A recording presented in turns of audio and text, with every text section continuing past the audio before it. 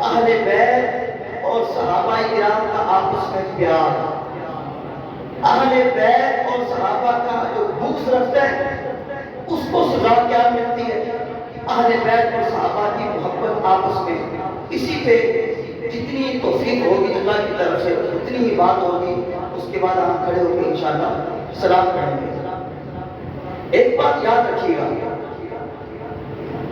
ہمارا 1400 سال سے 1450 سال سے جو عقیدہ ہے اہل سنت و جماعت کا، وہ پکا اور سچا ہے. ایک گل ہمیشہ ذہن رکھنا، آسی جنوں بھی منیا ہے حضور دے صدقے منیا ہے، صحابہ نو منیا ہے تے حضور دے صدقے منیا ہے، اہل بیت نو منیا ہے تے حضور دے صدقے منیا ہے. الحمدللہ ہم حضور کی ہر نسبت کا احترام بھی کرتے ہیں، ادب بھی کرتے ہیں. اس بنیاد پر اہل بیت کا ادب ہم فرض جانتے ہیں، صحابہ کرام کا ادب بھی ہم فرض مانتے ہیں. اگر کوئی شخص ان دونوں نسبتوں میں سے کسی کے ساتھ بغض رکھتا ہے تو یاد رکھیے گا اس کا ایمان کامل نہیں ہے.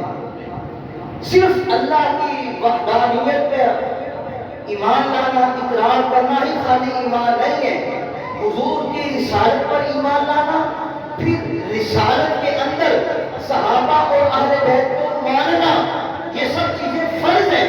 اگر اس میں سے کوئی ایک بات بھی رہ جائے تو فرض کامل نہیں ہے، ناقص ہے، بندے کا ایمان کامل نہیں ہے. نہ کدے صحابہ نے بارے کوئی غلط گل سننی ہے، نہ زبان چو پڑھنی ہے، نہ اہل بیت کے بارے پڑھنی ہے. اگر کوئی کٹے گا ان کا عقیدہ خراب ہے. جب عقیدہ خراب ہے تو ان کا کوئی عمل رب کی بارگاہ میں قبول نہیں.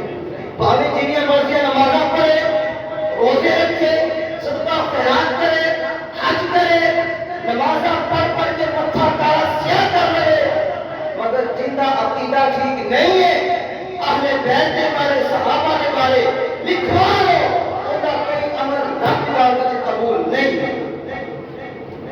کسی کا وہ جناب کتنے لکھا ہے؟ میں کہوں گا میرے نبی کا فرمان ہے، حضور کا فرمان میں تمہیں پیش کرنا. جناب کی میں تسلی کر کے بھیجاں گا.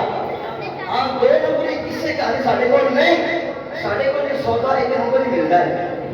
آسی سودا رہنے ہیں جناب داتا صاحب کو لو، داتا صاحب رہنے ہیں مولا حسین کو لو، مولا حسین نے سودا لیا اپنی نانا محمد عربی کو لو. سارا سودا کھانا سچا الحمدللہ، ان سے کوئی ملاوٹ نہیں ہے، کوئی 2 نمبر ہی نہیں ہے. اچھا جی 1 نمبر حدیث پاک یہ ہے مستدرک للحاکم کے اندر، یہ بغض اہل بیت کے بارے میں.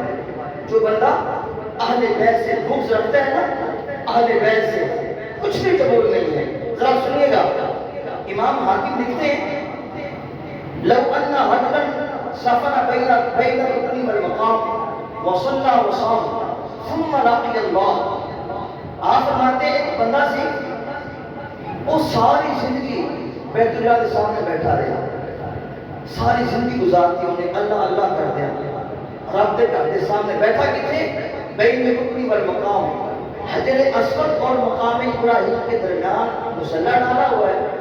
نہ سوتا ہے نہ کہیں جاتا ہے، بس اس کا ایک ہی مقام ہے، وصلی نماز پڑھتا ہے، وہ صام اور روزے رکھتا ہے، اللہ اللہ کرتا ہے.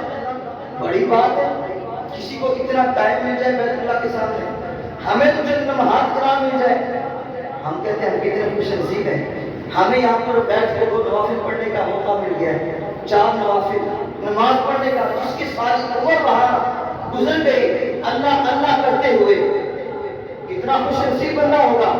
لیکن آگے سنیے، یہاں تک تو روایت بڑی خوبصورت ہے ماشاءاللہ، روایت تو خوبصورت ہی ہے، لیکن بندے کا جو انجام ہے وہ دیکھیے گا.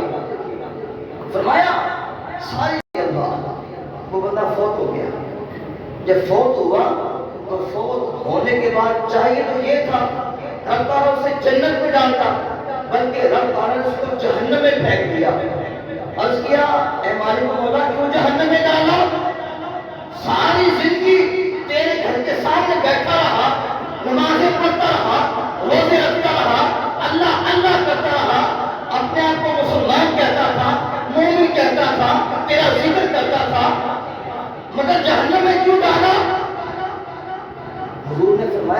اندر ایک بیماری تھی.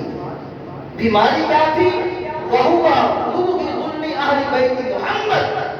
اس کے دل میں اہل بیت کا بغض تھا. وَهُوَ مُبْغِضٌ لِأَهْلِ بَيْتِ مُحَمَّد. حضور علیہ السلام کی آل کا بغض اس کے سینے میں بھرا ہوا تھا.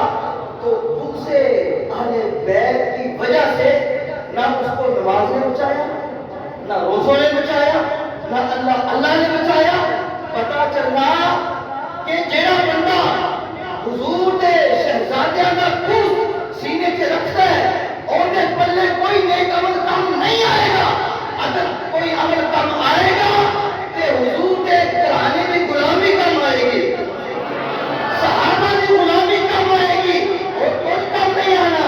اس واسطے ہر چیز سن لینا، مگر جب حضور دی یارہ دی گل آئے، حضور دے گھرانے دی گل آئے، اور کن بند کر دینے نے میرا نانا ہر گل برداشت کر لگا. میری ذات کو جو مرضی کہہ لے، میرے گھرانے میں جو مرضی کہہ لے، میرے والدین میں جو مرضی کہہ لے، جب حضور کی ذات کی گل آئے گی نا، حضور کی یارہ کی گل آئے گی، پھر یہی کہہ کے کہوں گا ستمگر ادھر خود آزمائے، تو کی آزما ہم جگر آزمائے.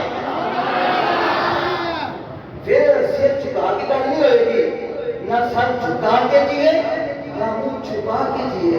ستمگر کی نظروں سے نظریں ملا کے جیے. ہم اگر 2 دن کم جیے تو اس میں حیرت کیا، ہم ان کے ساتھ تھے جو شمع جلا کے جیے. ہم ان کے ساتھ تھے جو شمع جلا کے جیے.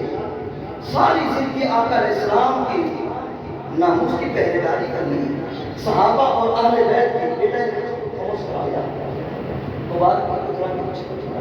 ہاں آگے پیچھے کو چلا، پیچھے بیٹا پیچھے شاباش بات نہ کریں. ساری زندگی رسول اللہ کی ناموس کی، صحابہ و اہل بیت کی ناموس کی چوکیداری کرنی ہے. اس سے بڑی نوکری نہیں. اچھا یہ تو تھا جی اہل بیت کے بارے میں. اب آگے چلیے صحابہ کے بارے میں. یہ روایت بھی مستدرک الحاکم کے اندر موجود ہے جو میں آپ کے سامنے پیش کرنے لگا ہوں. اللہ اکبر. روایت کیا ہے دیکھیے ذرا، توجہ کیجیے گا. حضور فرماتے ہیں ان اللہ اختارانی واختارانی اصحابہ. اللہ تعالیٰ نے اصل دیکھے ساری مخلوق دیکھی کہ رب نے چاہیا ساری مخلوق بچوں میں کنوں اپنا محبوب بناوا. حضور فرماتے ہیں رب نے ساری مخلوق بچوں مینوں اپنا محبوب چنیا، مینوں محبوب چنیا. پھر باری آئی حضور کے صحابہ کی. حضور فرماتے ہیں اختار علی اصحابہ. میرے صحابہ میں نہیں چنے. اگر حضور بھی چن دے صرف جرت نہیں سی انگشت نمائی کرنا اینی حضور نے کیوں چنے، لیکن رب نے اپنے محبوب کے یار چنے. حضور فرماتے ہیں وختار علی اصحابہ. اللہ تعالیٰ نے میرے صحابہ کو میرے لیے چنا. ساری مخلوق میں سے رب نے دیکھا ازل نبیوں کے بعد کہ آپ بندے بڑے اعلیٰ نے، آپ بندے بڑے سونے نے. جڑے بندے اعلیٰ سن، سونے سن، رب نے سارے سونے اپنے محبوب کے صحابہ بناتے، اپنے نبی کے وزیر بناتے، معاون بناتے، رشتہ دار بناتے. میں کیا انہاں صحابہ وچوں جنہ پہلا نمبر ہے، جنہوں رب نے چنے ہے، ان کا نام صدیق اکبر ہے.